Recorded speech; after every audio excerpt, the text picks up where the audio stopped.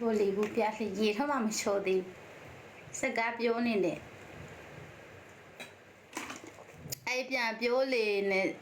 ဘယ်မှာနေတော့ဘယ်မှာမြဝတီမှာလားဘယ်မှာနေတာလဲပြောမယ်ဆိုတော့ဒီလားကျမပြန်မယ်လေ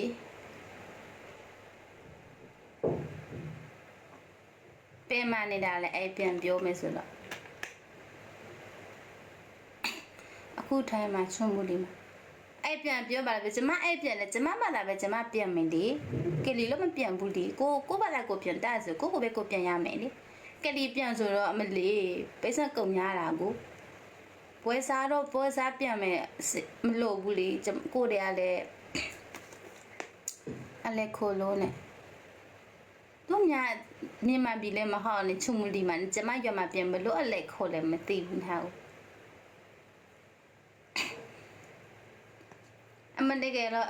ရွာမှာနေတယ်ဆိုတော့အမလေးအဲ့ခိုမယ်လို့သမီးလေးပါလေသူတို့အဲ့တွေသွားစားရမလားအဲ့လိုမျိုးဟိန်ကောင်းလေးသွားစားရမလားအဲ့သူကချုံမှုလီမှာနေရတာလေဘလို့ခိုရမှာလို့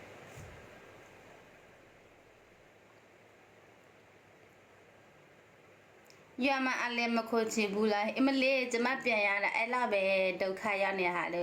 သူများခိုးဆိုသွားပြီပေါ့မခိုးဘူးအမလေးကျမလည်းပြောပြီးနေသမီးကျွေးမနိုင်ဘူးအခုမြန်မာပြည်မှာဆေးလဲကြီးတယ်ပါလေဆိုကျမကျွေးမနိုင်ဘူးကျမတယောက်တည်းဆိုမှစားမဝဘူးဆိုမှသူများပြီးရဲ့ကိုပန်းစနဲ့ကိုလိုက်မင်းလေးနဲ့မခိုးပါဘူးကိုသွားနေကိုကိစ္စရှိတယ်သူများခိုးလဲပါလို့မလို့လဲကိုကိစ္စနဲ့ရှိတယ်လေစိတ်နာထမ်းလိုက်ကြတယ်များဘူးကျမပြန်တယ်လို့ကျမကိစ္စရှိတယ်ကျမပြန်တာမခံပါနဲ့ကျမတို့အဲ့လောက်တော့လည်းပိတ်ဆန်ရှိပါတယ်ဘနောကကဲရသွားချိုးလိုက်မယ်ရေသွားချိုးလိုက်မယ်လို့လိုင်းစင်လဲရမယ်ဘနောအလုပ်လည်းသွားရမယ်ဒီလားလည်းအလုပ်ကြိုးစားရမယ်လာကောလို့ပြန်မယ်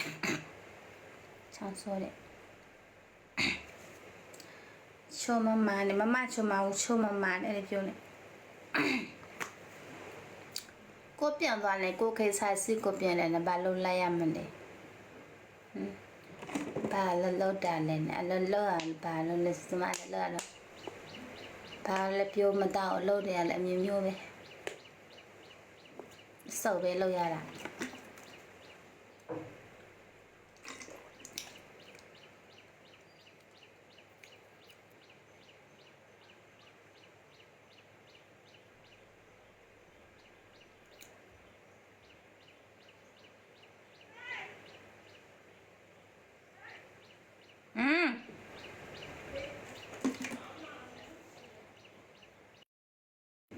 ငါအမလာပြီခဏ